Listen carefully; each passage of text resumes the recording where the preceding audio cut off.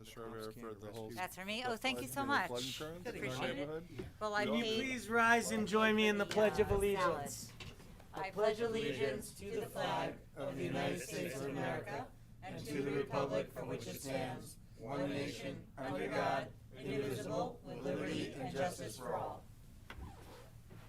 Thank you and good evening. It is May 12th, 2026. We just came from executive session where we discussed police contract negotiations. We have a relatively short agenda in terms of resolutions tonight, so we're going to try and get through those quickly. And then there's an item on new business that we are going to probably be spending a good amount of time discussing tonight. I am making the assumption, and I may be wrong, that some of the members of public in attendance are here for that new item of discussion. How did I guess? So we'll try and fly through the resolutions as quickly as we can. So moving straight into resolution number 1, considering approving the use of village streets for the 2026 Wall Street Rides FAR for Autism Research event. Now therefore be resolved that subject to the final approval of the Rybrook Police Department, the Autism Science Foundation is authorized to use the Village of Rybrook streets for the 2026 Wall Street Rides FAR, or for Autism Research charity bike ride on Saturday, October 3rd, and as requested in a letter dated April 29th, 2026. And be it further resolved, the village streets shall be used in compliance with the terms and conditions established by the police department. Thank you, Chris. Can I have a motion and second, please? So moved. Second. And this is fairly limited in where they use the village streets. This is not the first time they've done this. They've done this for a number of years. And I, for one, can say I don't think I've ever received a complaint about this. I think it's well marked. They come through, not all at once. Our police are out there, and obviously the chief is approving any of the routes. Any questions or concerns from the board? No, I just want there to be ample notice to our constituents. Yeah, no, I think we usually put something out just saying that this will be happening, so we'll continue to do that. A reminder. But not on the Westmore News. No, not anymore, No. unfortunately. Any other questions or concerns? Trustee Epstein? Yes. Trustee Heiser? Yes. Trustee Crom? Yes. Trustee Morlino? Yes. And Mayor Klein? Yes, thank you. We wish them a successful event. Resolution number 2, considering a village contribution to the Columbus Day Celebration Committee for the annual parade and approving use of village streets. Whereas the Board of Trustees supports the annual Columbus Day Parade sponsored by the Columbus Day Celebration Committee, and whereas this Columbus Day Celebration Committee is requesting the use of village streets for its annual parade, now therefore be it resolved that the Board of Trustees hereby approves that $800 be provided to the Columbus Day Celebration Committee for its annual Columbus Day Parade on Sunday, October 11th, with a rain date of October 18th, and be it further resolved that the committee is authorized to use the village streets for the parade on Sunday, October 11th, with the rain date of October 18th, and be it further resolved the final route and any conditions shall be approved by the police chief for the Village of Rybrook Police Department. Thank you, Chris. Can I have a motion and second, please? Motion. Second. Another event that goes on every year. It's the quietest day on Hawthorne, I think, of the year. That's typically where they line up before they start the march down Westchester Ave.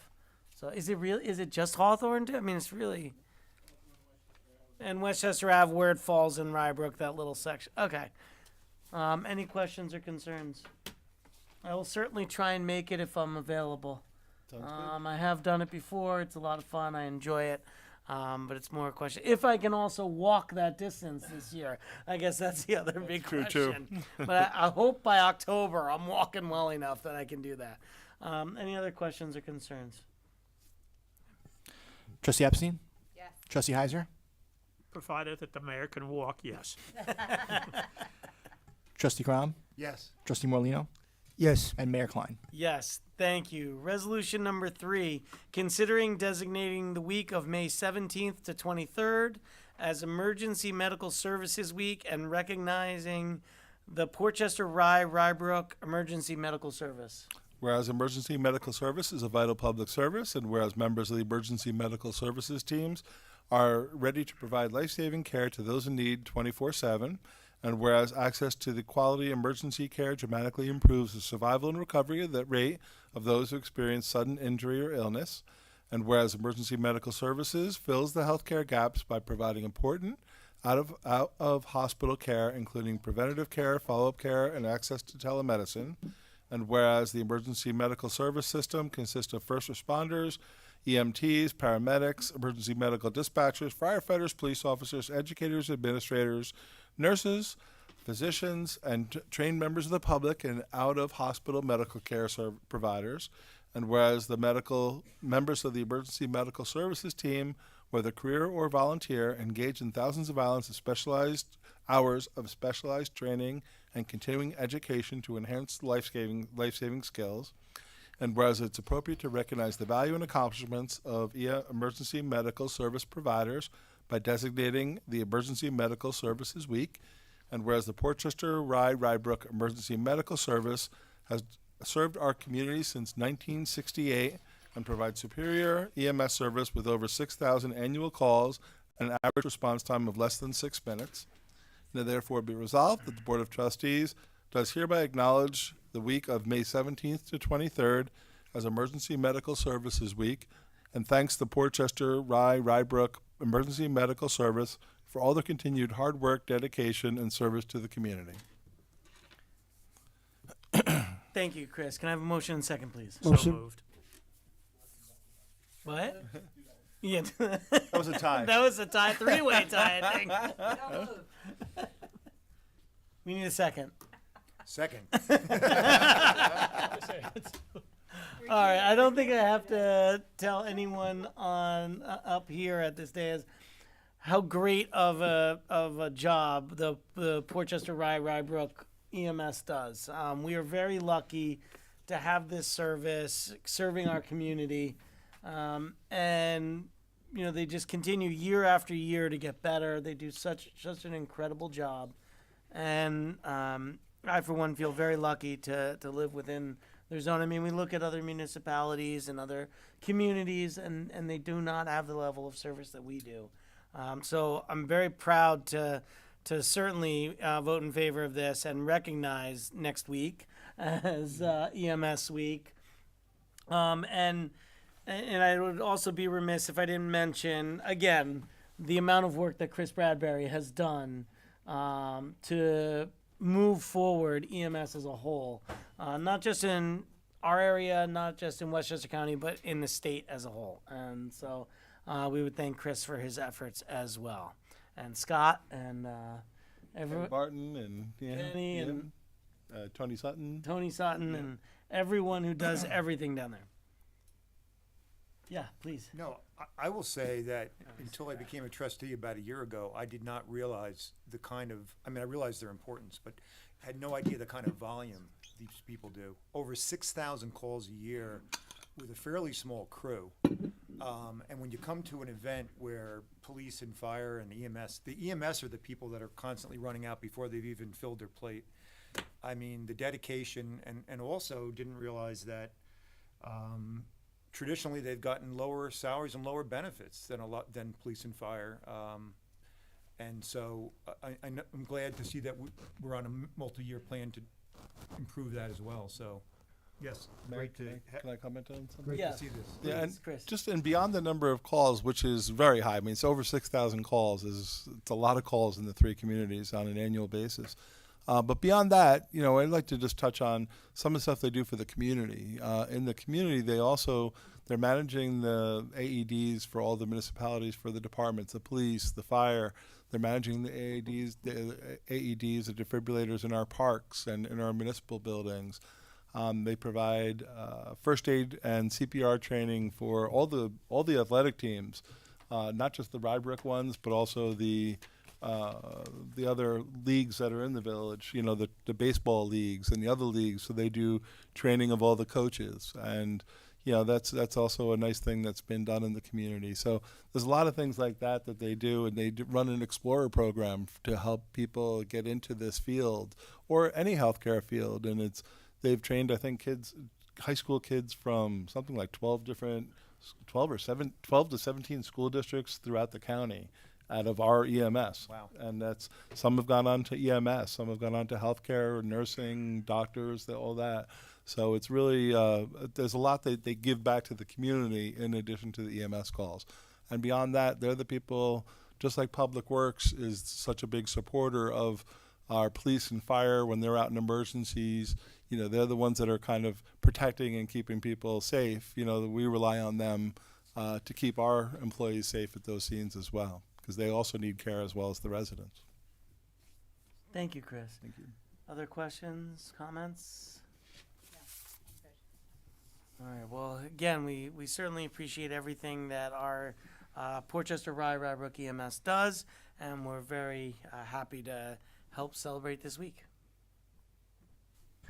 Trustee Epstein? Yes. Trustee Heiser? Yes. Trustee Crom? Yes. Trustee Morlino, Yes. Mayor Klein? Yes, thank you. Resolution number 4, EMS doesn't get to have it all to themselves.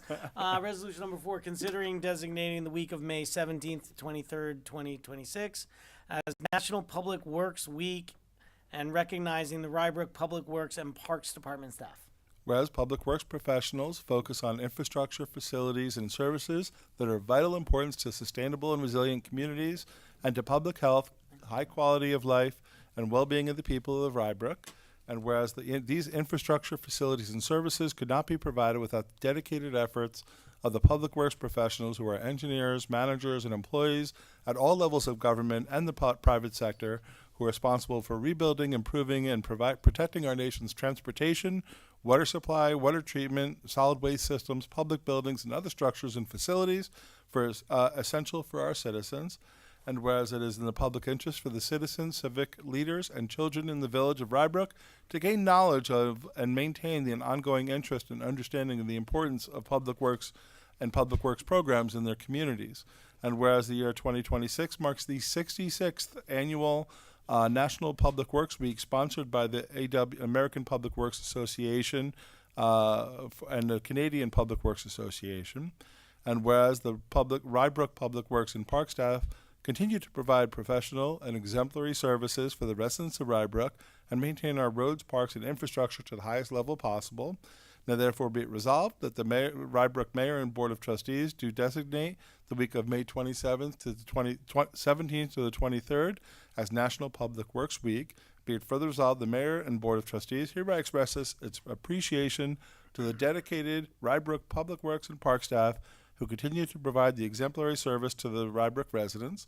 And be it further resolved that the village urges all citizens to join with representatives of the American Public Works Association and government agencies in activities, events, and ceremonies designed to pay tribute to our public works professionals, engineers, managers, and employees, and to recognize the substantial contributions that they make to protecting our national health, safety, and quality of life. Thank you, Chris. Can I have a motion and second, please? Second.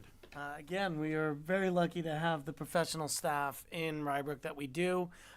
Anytime it's snowing, you always know when you get back into Rybrook that our roads are in great shape. Everything they do, and this goes well beyond that. It's maintaining our parks, as Chris said, and maintaining the roadways and cleaning up the leaves in the fall and making sure that we're hitting our MS4 targets and and everything in between. So we're very happy to be able to celebrate this in Rybrook and celebrate our staff as well as DPW professionals throughout the county and state. Yes. And I just want to add, if I can, at one point I was saying, boy, what terrible planning between Public Works and EMS to have the same week.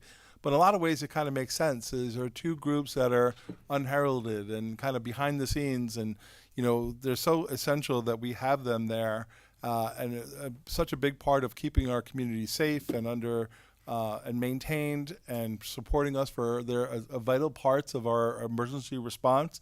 Public Works, EMS, every one of those is a vital part, just as much as police and fire, and so it kind of makes sense that they're together. They're kind of like, I don't want to say the forgotten group, but they're the ones that are always under right below the radar, right below the line, that are doing the grunt work and doing all the hard work that often don't get the recognition that they deserve. So in a lot of ways, it kind of makes sense that they're together. And we do try to bring out a lot more information to the community about Public Works, and Michael Nowak is a big part of that education throughout the county and throughout the state, and doing training for Public Works.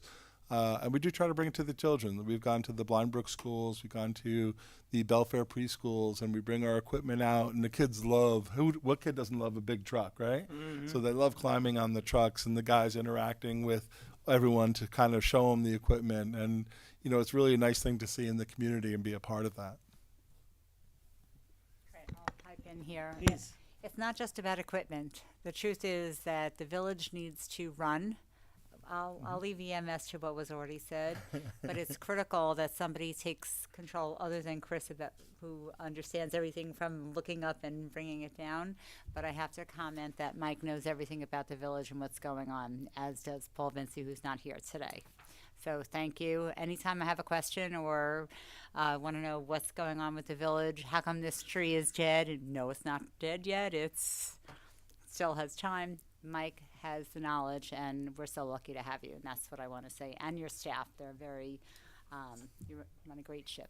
I was just going to say I'd like to thank the unheralded Michael Nowak. It's a team effort. Yes. Yeah, Absolutely. exactly. It's all women too. Okay. Any other questions or comments? I'll just say, I don't know if surprise is the right word, but there's tremendous cooperation between the two departments. It's seamless. It sort of looks like it's seamless on the way the thing was drafted, but it appears that way. I don't know if it's true. There's a tremendous amount of helping each other and helping other departments. I see that something needs to be built at the senior center, and they could buy it for more money, and these guys go to the highway garage and build it. And great stuff, too. It's incredible. It's incredible. Yeah.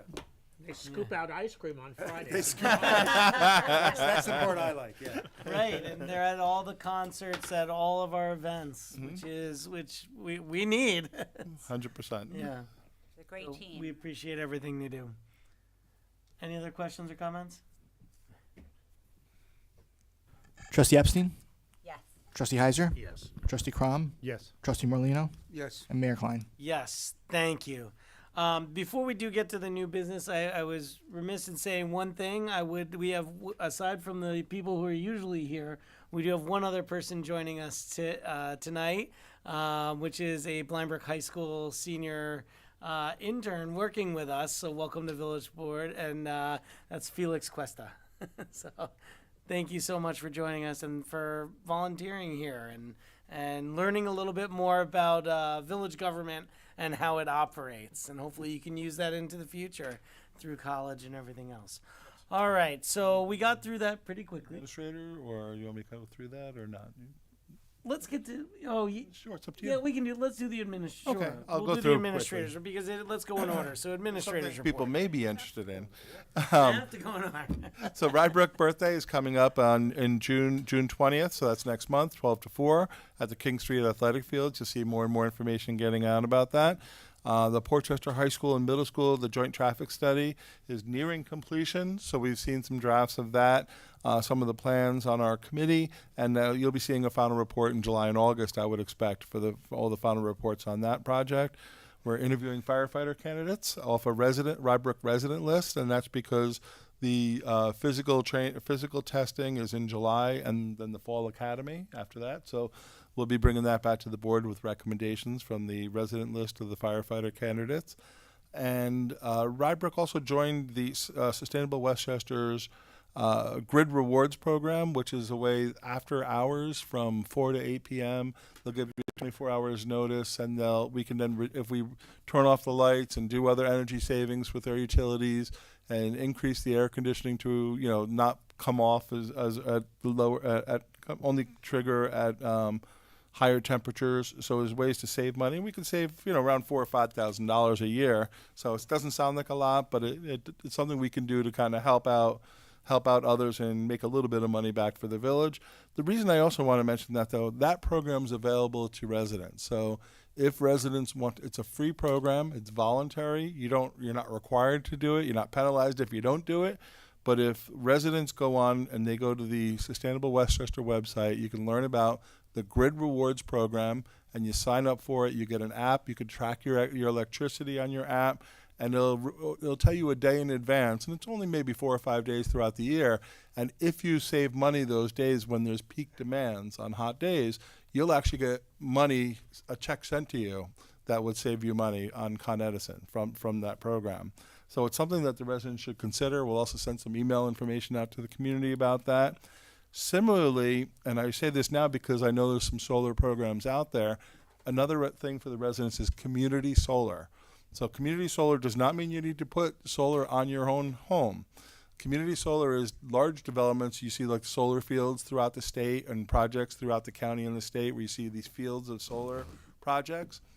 If you don't have solar on your home, it's a way that you can also save money. Those developments, when they're approved, have to provide a certain number of units, which means basically homeowners, home properties that are eligible to use that program to get either 10 to 20% off on your bill.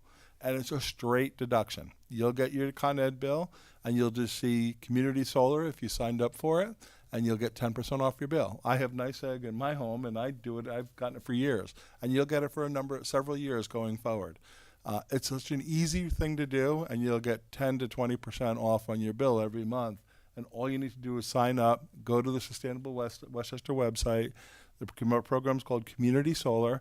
There hasn't been a lot of projects recently, and now I just saw there was several in the hopper that are eligible right now for that discount. Some are only for less income individuals, but there's a lot right now that are available to anybody regardless of income. So it's a good way to get just 10 or 20% off your bill. Easy thing to sign up, takes literally 3 minutes. You just need to know your account number.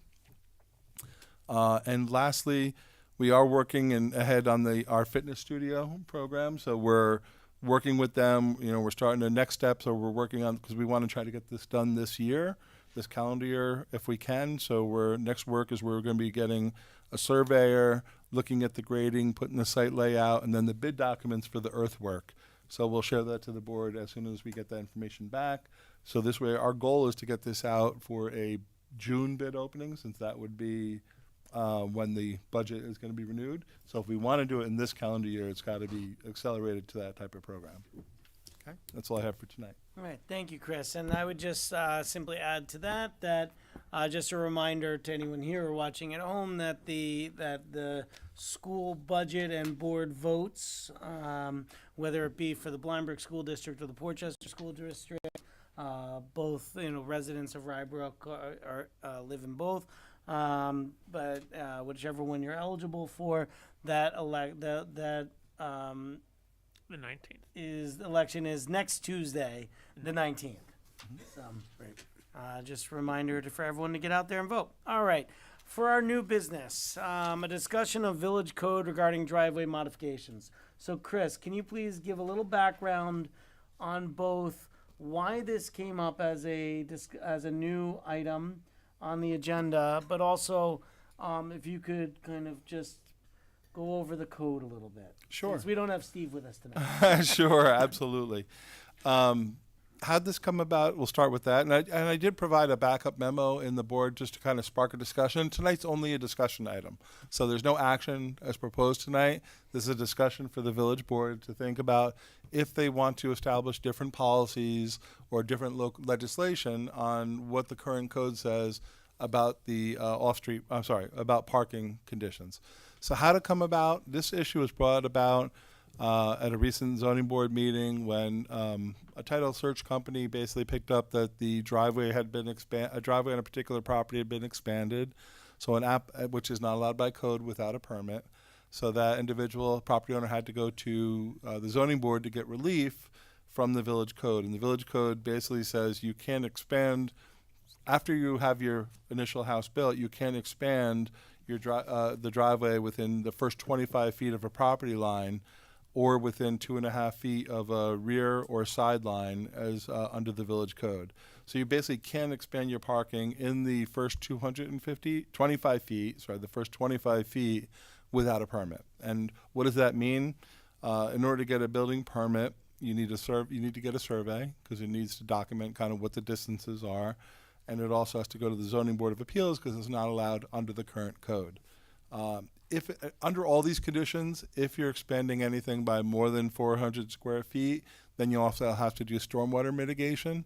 That's on anywhere in the village, anywhere on any particular lot. So if you're doing a patio that's over 400 square foot, you'd also have to do stormwater mitigation. So that's the code. The code says basically in the first 25 feet, you can't expand it without a permit. And this now went to the zoning board. The zoning board reviewed it and did give relief. And at that meeting, it was also brought up that other properties on Maywood had similar situations. So violations were sent to the other homeowners after that was brought to our attention.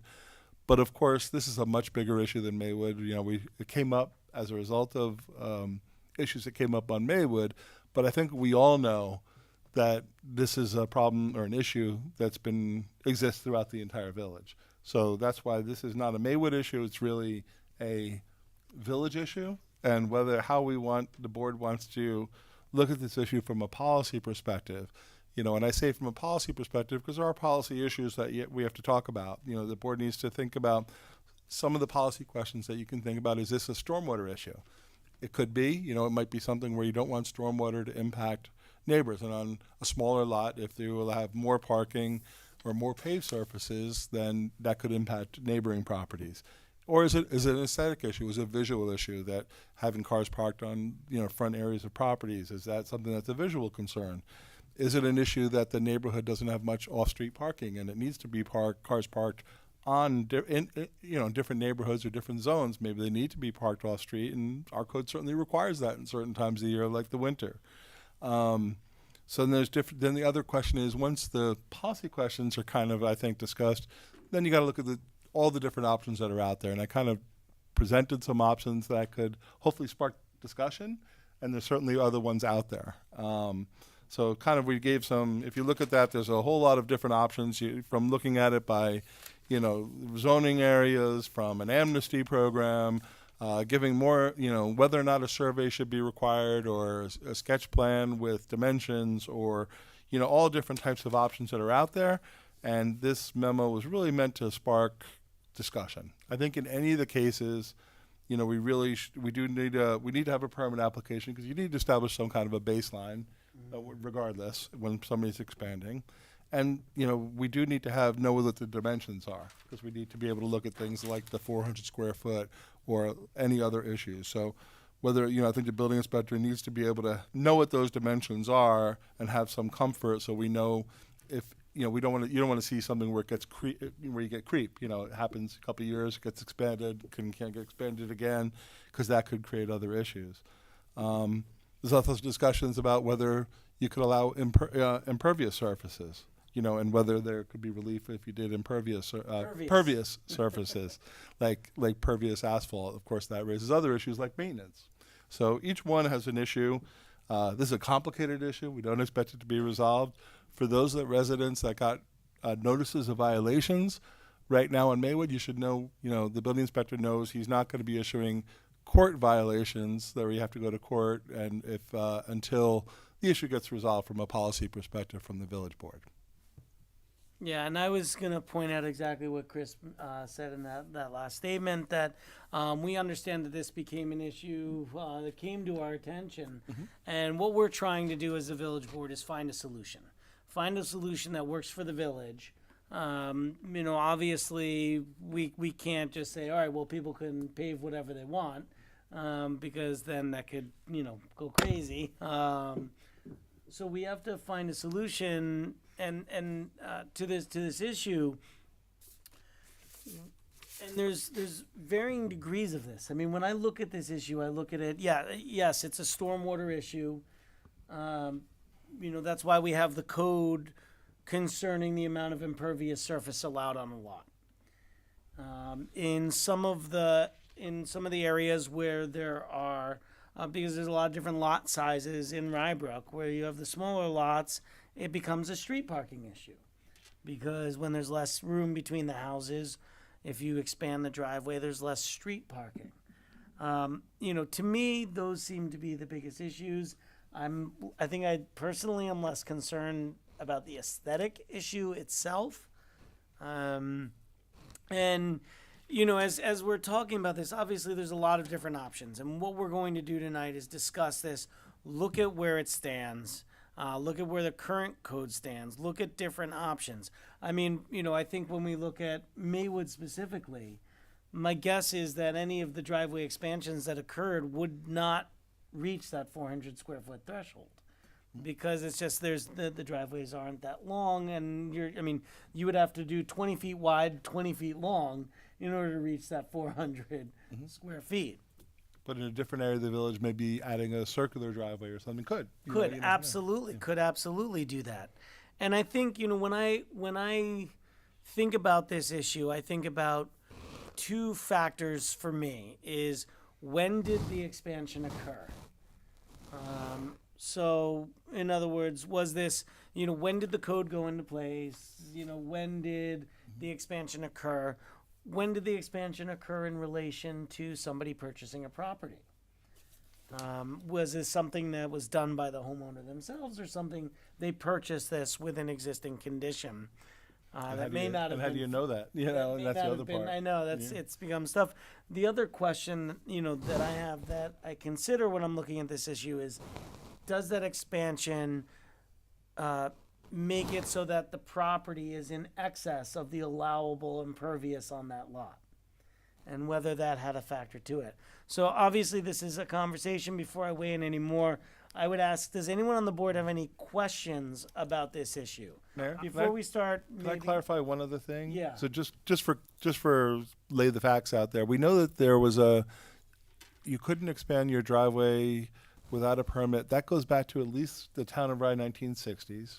We do know that legislation was there, but it's also interesting to point out, you know, at one point, that right now you have to have a minimum of two. If you're building a new home or a new property, you have to have a minimum of 2 off-street parking spots. At one time in the village, well, the town, I guess back then, you only had to have 1 off-street parking space minimum. So what that's really a sign of, we can all surmise, is that was at a time when families had 1 car. Now you probably have most people have as many cars as you have eligible drivers. You know, most places will. If you have a driver, you more likely to have, you know, a car for everyone who drives. So times have changed, but the development maybe was built at a time that was a different time in history. so, and again, maybe we start with questions that we may have about the issue with David, yeah. Trustee Heiser.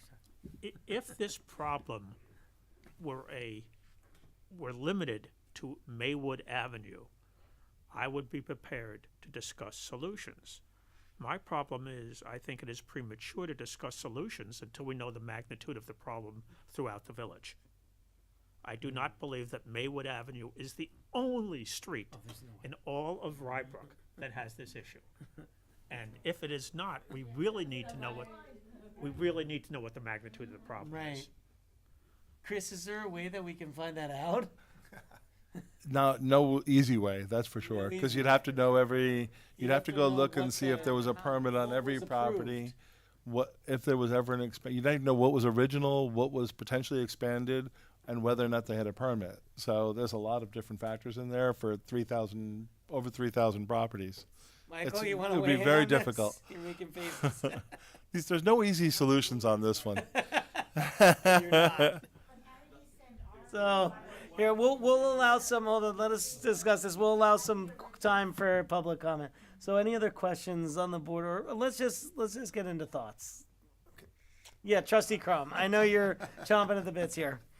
No, I feel bad for the Maywood Avenue people. I'm going to back up a little bit because I tend to blow out the mic. But We did And- fix the mics, by the way, from the last Yeah, one. they're not squeaking. I No. noticed that. That's great. you know, I've driven down your avenue. I've looked on Google Maps. I find it hard. I feel confident that the village is going to find a solution that's, you know, little to no cost for you, because the expansions are limited. You don't have big front yards. It's not like you pave the whole front yard. You know, let's face it. Most people, your house is your biggest investment. You want to take care of it. You want to make it look nice, and those houses do look nice. They're nice houses, and I think, you know, most of the driveways look quite nice, and it makes sense that they have mostly have one car garages, if I'm right. At least the majority of the houses that I saw. a limited width driveway. And now our code is when a new development goes in, the builders build large driveways because we want cars to park off the street. We want it for snow clearance, but we also want it for street cleaning. Street cleaning is an environmental issue where by keeping the streets clean, it's not just to make it look good. We don't want stuff going down the storm drains and ending up in the Blind Brook, et cetera. So a lot of this points toward finding ways to have at least 2 off-street parking places, which I think is a lot of what's been done there. I'm also for flexibility. I'm also for, let's say, delegalizing this. This is not like a big safety issue, right? It's not like a electric issue or a structural issue. We're talking about a quality of life issue. So one of the suggestions is to maybe move a lot of this, maybe not all of it, but a lot of the driveway stuff to the ARB, which stands for Architectural Review Board, which has more flexibility and is less legalistic than the Zoning Board of Appeals, and empower them to work on, more customized solutions with people. Another suggestion which I favor is making the driveway width limits tied to the width of the lot. So if you have a huge, wide, big lot, okay, you're allowed a bigger driveway. If you have a 100-foot wide lot, maybe you have a 22-foot wide driveway. And also, as the mayor was saying, I'm also for tying this back to when did the expansion occur and being much more flexible with the impervious and the stormwater issues if the expansion occurred prior to, let's say, 2005. We know for sure that the 400 square foot requirement limit, it's kind of a trigger for doing like a lot of extra work on your property if you exceed 400 square feet. But that didn't come into playing until around early 2000s. So if somebody bought their house in 1998 or 1995, most people that buy a house get an original survey when you buy the house. The bank requires it, or even if you didn't even have a mortgage, you require it yourself that you're going to want a survey. So these are dated, they're certified. To me, if somebody, and they're filed in the courthouse, somebody brings the survey back and says, I bought my house in 1995, it was pre 400 square feet. I think we should really work with these people without citations, without the legalization fees. On the other hand, if somebody went crazy last year and, built a huge unauthorized, wraparound driveway, last year when they should have known better, it's a different thing. I'm fine with throwing the book at them. But, for the vast majority of the people that these driveways expanded over time, and, my guess is most people bought their driveways with pretty close to the condition they're in. I don't know. You guys can speak to your specific situation. So, All right. yeah. Other comments from the board? Yeah. Please. So, Justin Merlino. when villages have situations like this where it's involved a lot of the public, they sometimes do what they call an amnesty program with certain guidelines and certain ways of presenting it. So this will be a time-consuming decision-making going forward, and I think maybe we can go that route, but we still don't know until we get all the information we need and get kind of an idea how many people in the village actually had done this, and widened driveways. It'll be more meat to work with when it comes to deciding how we would proceed going forward. That's it. Trustee Epstein, do you have any comments? Trustee Heiser? Well, I hear what you're saying with regard to amnesty, but there are a lot of people that, and I understand that people bought houses the way they were for a long period of time, but when you offer amnesty for a blanket population, I think we really need to do some sort of listing of the houses that have this problem. We're going to have to go through our data, I think, because there are it'll people take that time. did it knowing what the policy was, and I'm not in favor of providing amnesty to somebody who should have known what the rules are. Right, and I think Trustee Crum gets to that a bit with his approach. Trustee Heiser? I'm still, as I say, I would really like to get more information, because otherwise what we're doing is putting a Band-Aid on something without really looking what the nature of the problem is. Right. And yeah, no, absolutely that this expands well beyond Maywood Ave. I mean, we're looking at throughout the entire village. I'm sure there are a number of driveways. I think there is some merit to again, if somebody bought their house in the 90s and has a survey that shows that the driveway was like that when they bought the property. I guess a question, Chris. Mhm. These things aside, what would it take? What would it take to legalize a driveway that had already been expanded? Okay. I know because of the backup documentation, but I think it's important for the public to hear. Yeah. So currently, and my recommendation is there should be some changes to the procedure, but the building, right now it's a building permit. You need to have a survey. If there's not a recent survey on file, then you need to have a survey. You need to do the dimensions, know the dimensions, and it goes to the Zoning Board of Appeals if it doesn't meet code. I'm assuming it's under 400 square foot. If there's more than 400 square foot, then it goes to Mr. Nowak for stormwater mitigation. But assuming it's under 400, which is going to be most of them, is a building permit, survey, and ZBA. Right. If So I mean, just my a survey, personal. well, cost, I don't know the cost of for the permit, but a survey can be, $1,000. $1,000, and ZBA is a ZBA application. But and then an as-built afterwards too. That's just as a survey of Right, what's submitting existing the and an as-built. as-bills. So I think the ZBA is maybe not the best board to review these if it's going to go to a board. And of course, the other option is to keep it within the building department, and there's some options there for that too. To give flexibility. There's a couple of different ways. Just hearing what the direction the board's discussing, some initial thoughts on some of that was, maybe developing some parameters for to give more flexibility to the building inspector. If a homeowner, for instance, can show a survey in the since post whatever date the board picks, and can show that the driveway, was in existence at that time, and it's no more than. I mean, we can create parameters or draft parameters for you to react to, and there's no more than 2 cars parked off, then maybe he can give just a permit, or an approval. You can create a parameter where you could do that. I think the really hard or impossible task would be, let's look at the whole community. You could potentially spot check check streets, like pick a street in different district, but even that's going to take months, not days. We just don't have that kind of staff. But because you need to look at what's in each file, what's the history in the file, and also what's in each field, and probably take some measurements. So that would not be an easy task. That's a very labor-intensive task to do that. So I think the board may want to consider creating parameters for the building inspector to have much more flexibility. That might be the way to go. And if there's documentation that can be shown, and then maybe provide maybe like Trustee Morlino said, an amnesty where if it's been modified beyond that, maybe you can waive fees or make it a more direct approval process.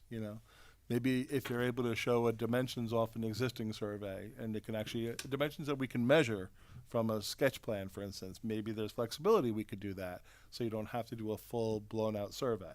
There's different ways of going about it. I'm trying to get a reading from the board, where the concerns are. And I appreciate these comments, Chris. And I think, from a personal standpoint, I think that absolutely seems like a good, where if it meets certain parameters, whether it's, prior to a certain date, when you purchase the house, the condition existed, it's less Not than 6 spaces or something. yeah, it's less than a certain amount, then we do give some leeway to the building inspector. Like Trustee Crum said, if it was more recent and you knew about this, you created this expansion yourself as the homeowner without the permits, then that's a whole different story. If it meets certain criteria, then it may have to be kicked up to a board. Maybe it's ARB, maybe it's planning. I don't know. And then You know, a lot of it though, and I think the reason it was probably with ZBA is because it was probably having to go for a variance. It's a zoning violation. Because if it's exceeding the allowable impervious on a lot, It's not the impervious, it's actually it's because about it's a zoning setbacks. violation.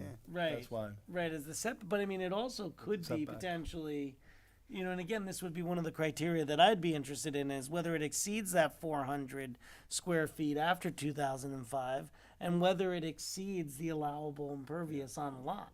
You definitely need, at the end of the day, you need something that's going to know what's existing now. Right. Right. And it has to be on some type of a document that can be dimensioned. Right, and it may have to be a as-built survey essentially. That, or if there's an existing survey or something where you can actually do the dimensions on it, or if somebody's looking to do an expansion now, you could even give certain flexibility within parameters, and they kind of outline some of that to say you can expand it up to a certain width, for instance. Right. That's a standard width, and you know, Mr. Nowak and I were talking about that earlier. Could the village create a standard width that's acceptable, for instance, for the width of a driveway?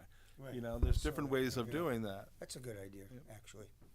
How will people know whether they have to apply for this flexibility / amnesty? I mean, how are they going to know there's a problem in So there? I have an idea on that, to answer that. Okay. I say don't go looking for people. Alert the title companies and the lawyers that work here that at sale, like for instance, we tend to look for non-conforming decks at sale, right? Because those are structural issues. If somebody has a big deck on their back and it doesn't show on the certificate of occupancy, it often gets flagged by one of the attorneys or somebody because the title company will say, hey, this is a structure, this is part of your house. Maybe there's some way, to me, at time of sale is the way to catch these and get, I mean, that's how this unfortunate situation occurred on Maywood Avenue. Somebody is working through an issue at sale and it's getting resolved. To start looking through the village for problems like this, I think it's a nightmare. I also started to look at the criteria, and there are so many different driveway types in Rybrook, and I won't go through them all, but I'm not even sure how you could come up. You can come up with some general criteria, I get it, but there's thin ones that go the length, you know, all the way back around the house where the driveways or the garage is way in the back of the property, or it's on a hill, or there's there's more than one big, loop driveways, semicircle driveways. There's short, wide ones. There's so many different kinds. It's so. Well, always keep in mind though, the law, the code only is really looking at the first 25 feet.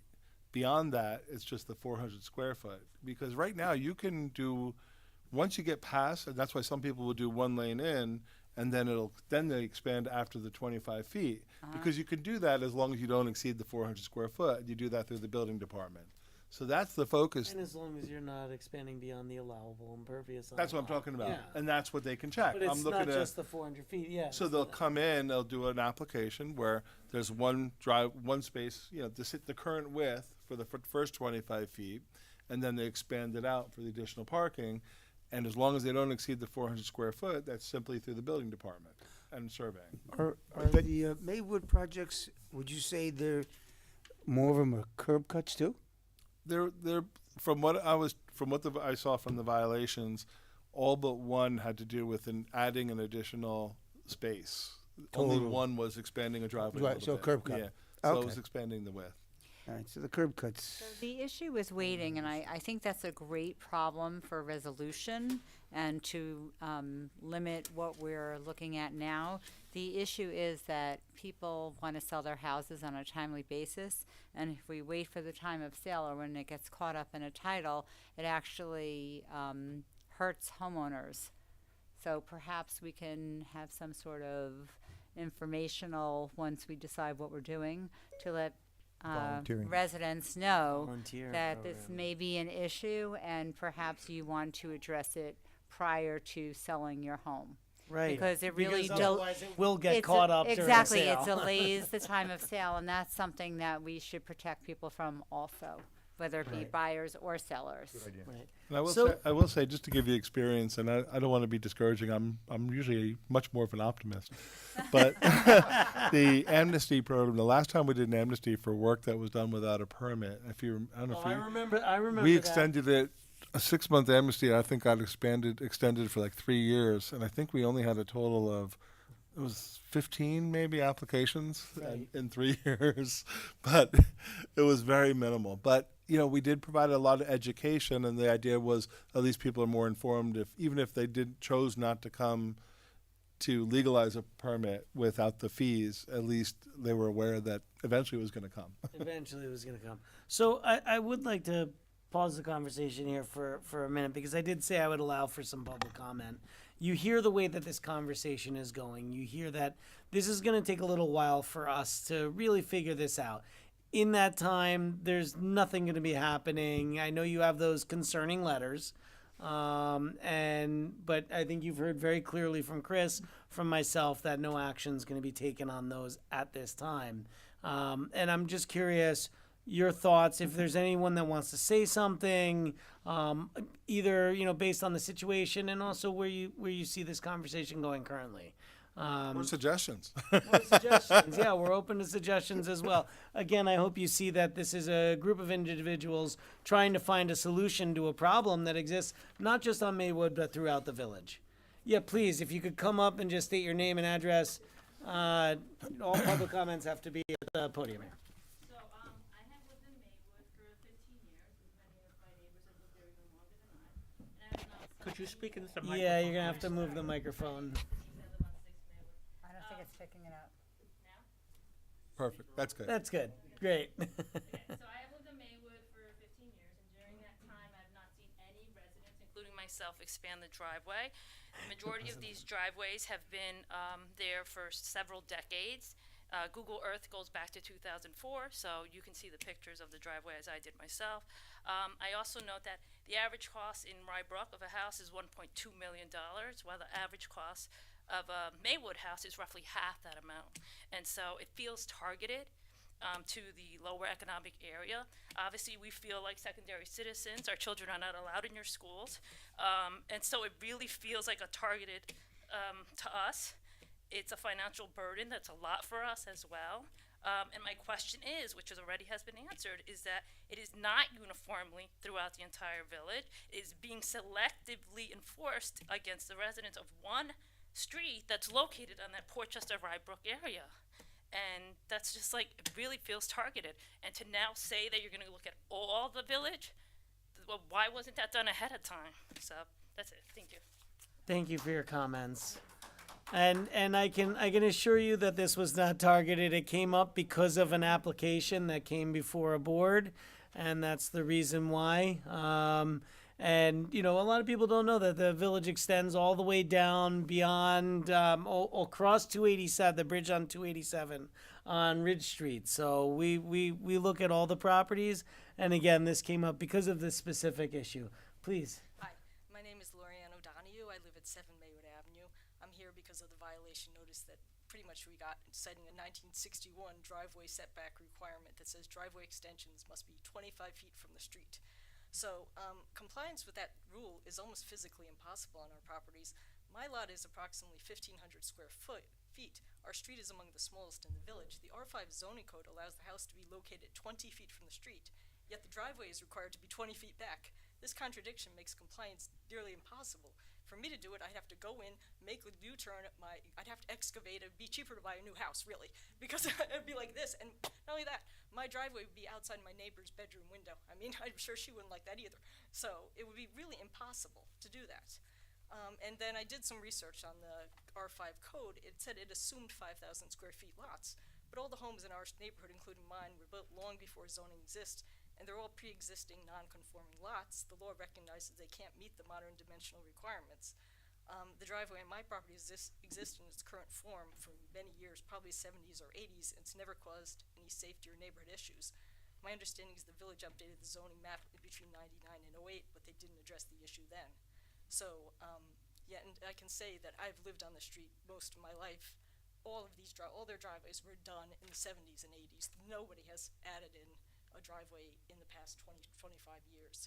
It was all when you guys put in the curb cuts. Nobody cut the curb for our driveways. They were all there. I inherited my house from my parents. I don't know at what point that little extension was put in, but it was probably in the 70s.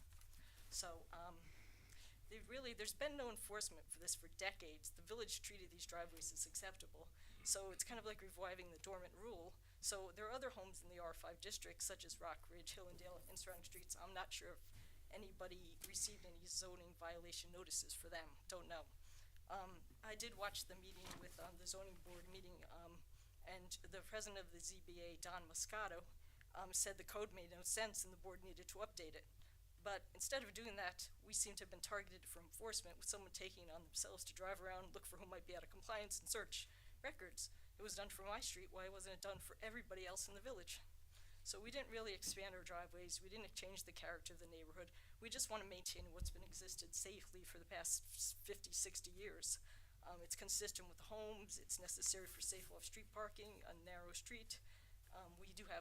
We can't park on the street during the day, school hours between 11 and 2, so there's really no street parking. Winter, we alternate side of the street parking kind of throws that out too. So it's really been accepted. And I want to express respectfully but clearly that as a resident of this community for many decades, it was kind of troubled by the tone of the enforcement process. I received a letter in the mail that told me I had 30 days to comply or I'd be fined up to $1,000 a day and imprisonment. So being threatened with fines and jail time over decades old, really enforced, almost impossible regulations, not something any long-term resident should experience. We've always complied. We're law-abiding citizens. I mean, I just think there could have been a better, fairer way to treat this whole matter. It's kind of an outdated rule, so that's why we're asking to be grandfathered in, to be looked at this fairly. You get a letter in the mail that says, you're gonna go to prison. I'm like, prison? Really? Come on, that's kind of the root of why we're all so upset about this. This has been going on for decades. Did the building department drive around Rybrook to the R5s and see if they were out of compliance, or did they just say, Maywood Avenue, help, you're an easy target? And I think that's kind of the root of where this has come from.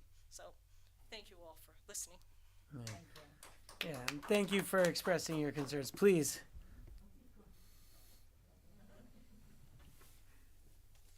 Hi, I'm Joe Lacconi of 3 Maywood Avenue. I'm a 28-year resident at 3 Maywood. And a little interesting fact is we bought our house from rural Metro.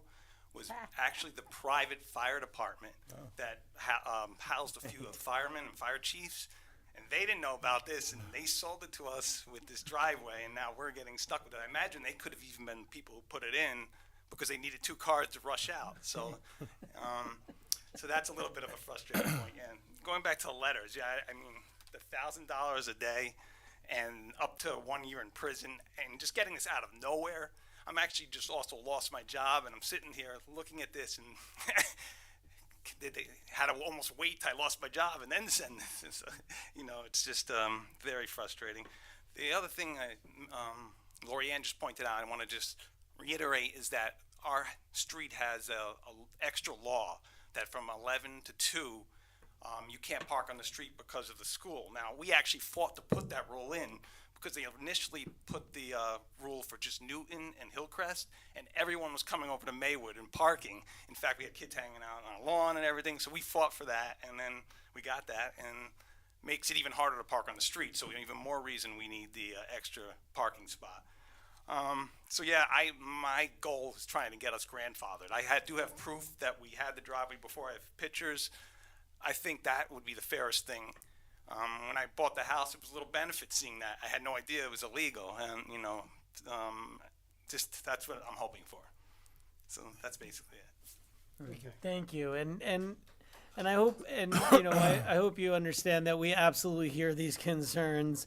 I'm very sympathetic to the way that this was handled. It must be terrifying getting that letter. I can imagine. And I if I could absolutely can imagine. clarify just procedurally. And I would say I also hope again, you hear from us that we're trying to find a solution, that we're trying to work through this. Chris, please. Yeah, as the mayor said, that's why we put a pause on this. We said let's try to figure out if there's a better way to do it, and the board could consider different policy options. I will say, just so you know, the language, I'm not saying it's good language. The language is not the greatest, but it is the same language we have for any code violation. So that's I'm not saying that's good or bad. I'm just saying is the language you have in that letter is the same letter we have in any notice of violation that goes out. Can that be improved? We're happy to look at that. But that is the standard language for any vote violation. And in terms of going or targeting, we don't do that. What we're doing is when somebody provides us with information that's a violation, we do have to follow up on it. So the follow-up was information that's provided to us, not that we're going around and searching for that. When we look for violations, it's more when we see active construction going on or something like that. We see contractors that we haven't given a permit for, things like that. That's more typical of what we're looking for when we're going around. But we don't have rotating. Our building inspector's not rotating looking for violations. We wish we had the staff for that, but we don't. The 30 days. I'm just trying to clarify some of the facts. The 30 days is a state requirement. We're required to give 30 days before you do anything further. That's actually a state law. You're not allowed to do anything before 30 days. So that just I'm not excusing. I'm trying to give you the understanding of why the 30 days is in there. The 30 days is actually a state saying you can't issue any further violations. You have to have at least 30 days to cure. So that's why that time frame is in there. So just and that's throughout the village for any type of violation. And that could always be extended. It could go on for a long time beyond that. What we always look for is compliance. That's the idea. And right now the compliance could be changing in terms of what the policy changes or any legislative changes could be. So we've talked to the building department, and they absolutely know to take no further action until such time as the policy issue is resolved. Thank you, Chris. Please. Andrew Bauman, 8 Maywood Avenue. My wife and I have been residents in that house for 25 years, and none of this has ever been a problem. So I do want to thank the board for your attention to this today, but I am very disappointed that this didn't come up before we received these violations. Regardless if it's standard or not, the tone of these violations, as my other neighbors pointed out, was terrible. Second question regarding the violations, we appreciate you putting a pause on this today, but had we not heard about this meeting through the grapevine and the emails we sent to the mayor, how would we know that there's a pause? How do the neighbors that are not here today know that there's a pause on this and are not currently contracting with their surveyors and their architects and whoever else we said, and are wasting their money for something that may be a non-issue in the future? We received a notification. We'd never received an apology or a pause. Okay, you know what, Mayor? Chris, I was If going I to say, could just can we suggest, we can send a letter to those that receive violations that the issue is going to be paused until further That would be discussion great. of the policy issue from the board. So we're happy to do that. It's a good point. Apologize for not thinking of that earlier. I think it's a very good suggestion. We'll do that. Thank you. Absolutely. I don't want to reiterate what my neighbors say, but my wife and I agree with everything 100%. And if I had a vote, it would absolutely be for amnesty. Thank you. Thank you. Thank you. Please. Not everyone, but we love them too. Yeah, they did a great job. I just wanted to come up. I'm JP Peretta. I'm at 10 Maywood. I've been living on Maywood for 5 weeks. So this has been a fun little welcome to the neighborhood. I moved in 5 weeks ago. I closed. Welcome. Thank you. Thank you. I'm a first-time homeowner too, so this is all like the whole home buying process was overwhelming. And then as soon as I move in, I get this. I'm like, what the heck did I just sign up for? I'm just curious. I'm very optimistic based on how everything's going that we're going to come to a solution. There was mention of when was the expansions done? Were surveys of the property done? I closed over a month after 15 Maywood closed, which is the house that kind of sparked this whole thing. So my survey, which would I pay $1,000 for the property survey, and the title company found nothing wrong with the driveway. Why wasn't it flagged then if it was already alerted when 15 Maywood sold almost 2 months prior.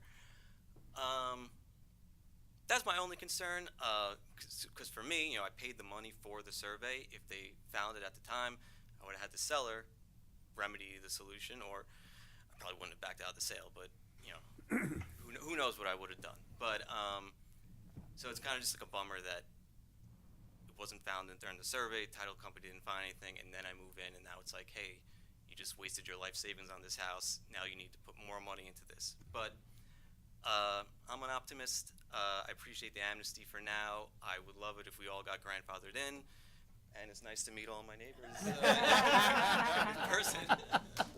Block party. I want to say thank you for coming out, if I can say something. Please, please. I think that we have tried to allay your concerns tonight, and while the tone of the letters I could understand being very upsetting, it is something I think that by law we have to send out, and that's so that's unfortunate. I think that what I'm hearing is we can do a better job of communication, and we have to. And that is actually what we're tasked to do going forward in everything about the village. So if you would like to be part of communicating to your, first of all, your neighbors, but certainly finding a way where we can communicate to all of our residents, that would be awesome. So if you want to be part of the solution, please let us know. Hey, Mayor, So, can I make one other comment? okay. And I know that probably you feel like the building inspector or the village is against the issue. Just so you know, he actually came to my office and said, I talked to council, we have to take this action, but maybe the village board wants to revisit this issue in our code. So even he recognizes maybe there's a different way to do it. So it's not, so there's a positive there that he also recognized it. He actually brought it to our attention, so Right. I can get the information and share with the board and say, let's put a pause and let's look at this and see if there's another way to do it. Yeah, and I would say to Chris's point, I did get a phone call from Chris the minute that this was discovered. Before anything went out. Before anything went out, and it was, we have to do this, we understand, but we are going to find a solution, was the immediate, yes. I'm Teresa. I live at 8 Maywood Avenue with my husband and my family. I just want you to know, the minute I got this letter, first of all, one came certified mail and one came regular. So you got two of these same letters.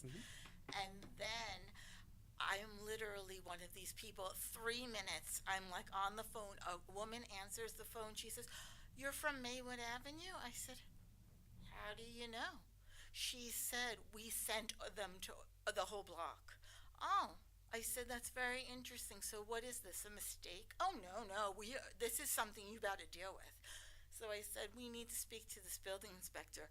When we gave him a piece of our mind, probably everyone in this room, then he came to you, was like, "Holy shit, what did I do?"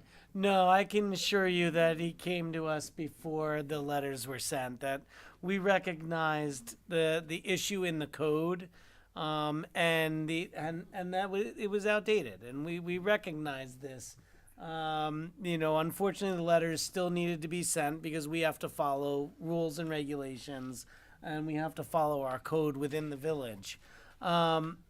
I want to talk a little bit about process, and I just want to say that this is not going to be a quick solution. This is going to take some time, and I just want to set expectations now. Please rest assured that during this process, like Chris said, like we've reiterated, there is a complete pause on this, that no actions will be taken. And I want to say that very clearly. But this is going to be a process. I think, Chris, Ralph, you've heard a little bit about where the board stands on this. I don't know, I think maybe we need a little more time to say, tonight, to say a little bit more. But I think possibly we may ask from whether it's from Keenan Bean, working with village staff, to propose something. That we propose something that I think represents the way that the village board is feeling right now. Then we would have further discussion on this. This will continue as an agenda item, but really as a discussion item. Not something that we are having resolution on. Once we get to a place where we all feel comfortable the next step would be that we're going to have a public hearing on the proposed change to any legislation. So the way that any legislation has to change is that we have to notice it. So there has to be notice sent out. We have to have a public hearing on that. So again, that takes time. But I think you've heard up here at this board that we understand, we're residents ourselves. And we understand that, I bought a house. It was, I had owned an apartment prior to that. It was the first house I had ever owned. And did I know what I was signing up for when I got there? No, my faith was in the survey, was in the title company search, was in the lawyers that I had.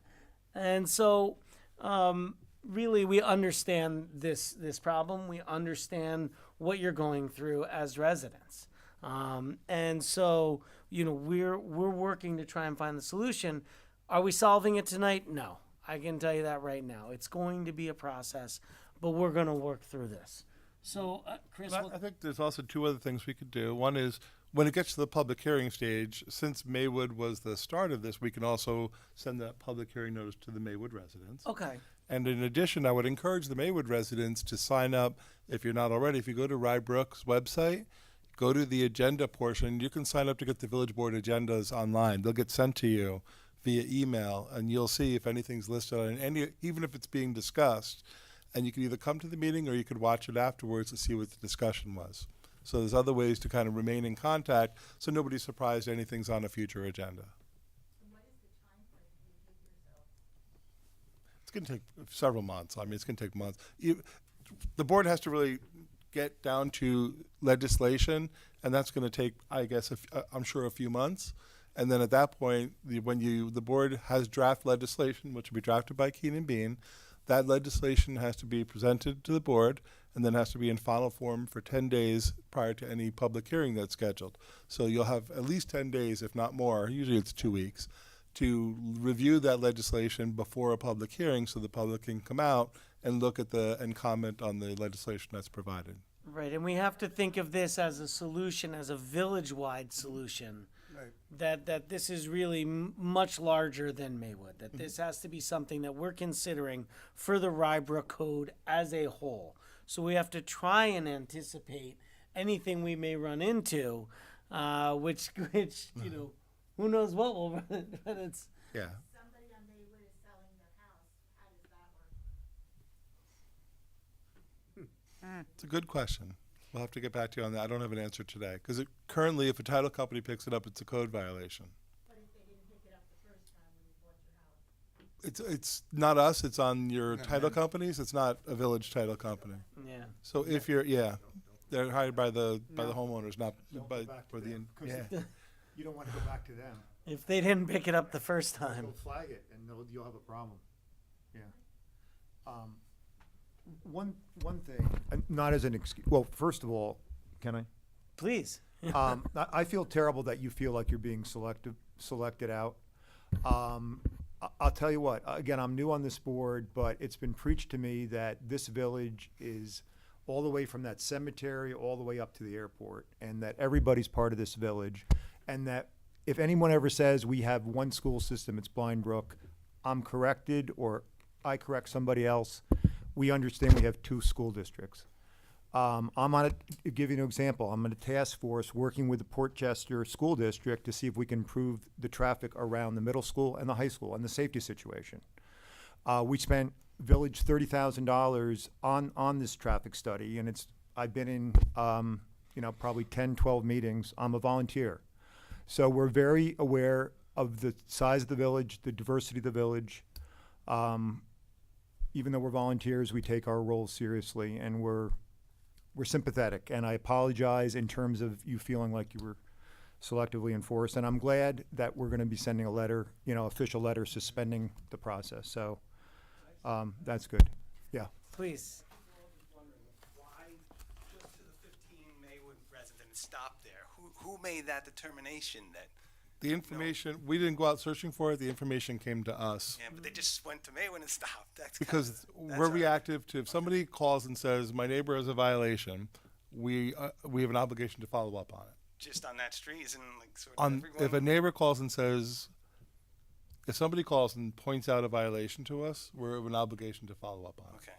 I just want to mention one other thing I forgot to say is I feel because we have extra parking, our street is much prettier. It's just there's a nice, you could see the trees. If we didn't have that extra parking, you know, the cars on the street just make it less attractive. So that's one thing I wanted to say before I forgot. That's a nice But point. we're not going out looking for those violations. All right, so, oh, please. Because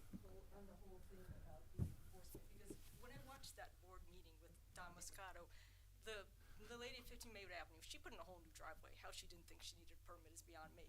But when she did that, but she wasn't the one complaining about the whole street. She just said, well, okay, it has to be permitted. And he told her, and he said, but he's the one that said the code makes no sense. So somebody took it from there to drive up and down Maywood Avenue and say, oh, this house mustn't be out of compliance. You know, to my knowledge, she certainly didn't make any complaint about her neighbor. She just said, well, I gotta get a permit because I need to sell my house quickly. So I'm just confused about how somebody decided to go and look at every single driveway in Maywood Avenue and say, oh, this person is out of compliance, this person is out of compliance. That's where the whole thing gets a little smelly. I'm just being honest. I'm telling you what was told to me by the department head was that the information was provided to them about the other properties specifically, and you know why were they being singled out as needing to go to the zoning board. So then when that I can't comment to that. I'm just saying is that's what I was told that. So they felt they had to, once they were notified of all those of the violations on that particular street, there's an obligation to follow up on it. Semi-understand, but, you know, hers was a different situation. You know? Thank you. And before anybody else leaves, it's rybrook.org/alerts or rybrook.org. Please go on the website and you can find all of the information. We are a very transparent village. And we promise this I'm was. sorry, repeat that? Yeah, and our website is really now it's rybrookny.gov. I'm sorry. rybrookny.gov. Yeah. So sorry they changed it last year. I'm still. The state required a change to a .gov. And we promise this was not a ploy just to get you to sign up for the alerts. Wow. Sorry. So I think we have somewhat direction. I would say from the board, given the conversation tonight, given what you've seen in the backup materials, if we're going to get a proposal, what would you like to see in it? I think it should be looking at zones. In other words, building areas. Okay, so you like the proposal where it talks about the width or the lot size and the... Well, you know, I think that it's also, it's non-conforming. There are certain areas that are not conforming because they're smaller lots. Those are the ones that need a different type of relief Right. or grandfathering. Whereas the larger houses that have more More area and more... area that were conforming and then chose to be non-conforming are it's a different solution. Understood. That's my opinion. I agree. I think it's going to be I would say if Keenan Bean's being tasked with this, good luck. Because it almost seems like you're going to have to take it almost neighborhood by neighborhood or area by area because just driving around, there are so many. I went with all these things and trying. I'm a civil engineer, by the way.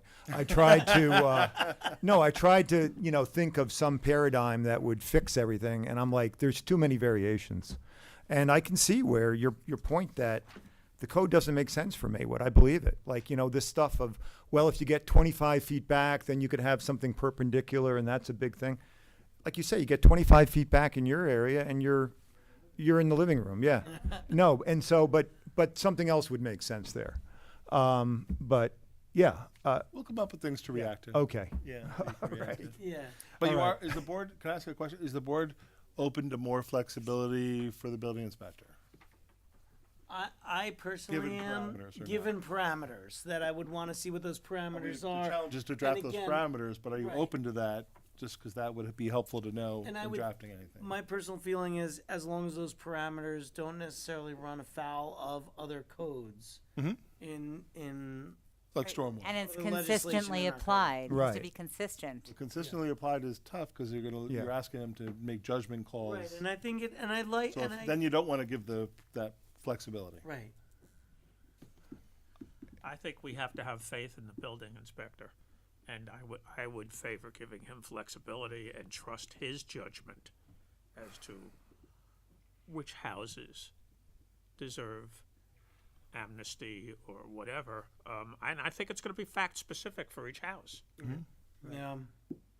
I mean, And we can help guide him on I the doubt on the every house on parameters. Maywood Avenue is the same in terms of what their history is, what caused the problems.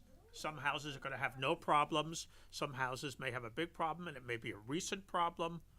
Just don't know until we start digging into the facts.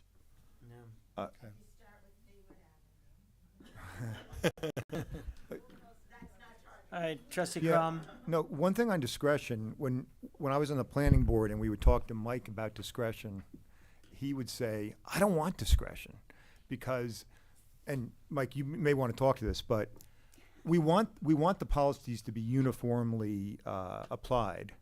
And we don't want the building inspector to feel like, oh, like these people think I'm singling them out because I did something different with their neighbor and now I'm doing something different here. I don't know, but I'm just saying there's a two-edged sword. Absolutely. A certain amount of discretion is I've already fine, had some of as long those. as it's within, yeah. The key is on those parameters, and I have talked to the building inspector about that. He's comfortable with some discretion with parameters and Okay, guidance. okay, good. Trustee Merlino. I have no, I heard enough. All right. So, Chris, what else do you need from us? I think we have direction here. That I think between you and Steve, working with Keenan Bean, can start to draft something based on a lot of the conversation and really what's in the backup material. I think we saw what's in the backup. We're giving our opinions on the direction we think it should go. And then we start to come up with some outline of what we think the code changes could be. And then it comes to us, we comment on it. And then let us Perhaps it's modified.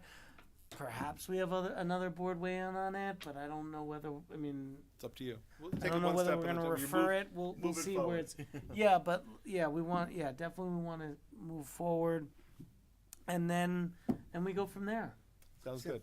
So it could be a code change or an amnesty or both. Could be. Okay. Yeah. I mean, that's probably, But it still has to be documented. of course. 100%. I think there's absolutely a necessity for a code change.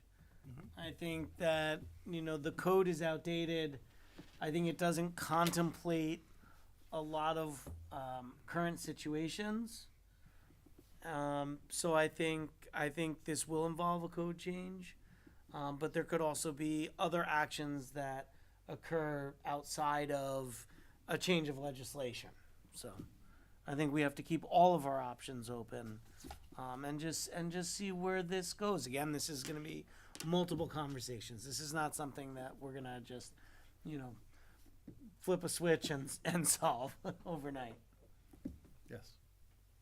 Okay? Okay. Any other final comments from the board on this? No. I was about to say something, but no, I'm not going to. I think. Okay. That was him, not me. All right. That was the last item on our agenda. The next meetings of the Board of Trustees will be May 26th and June 9th of 2026. Thank you and have a good night. Thank you. Thank you.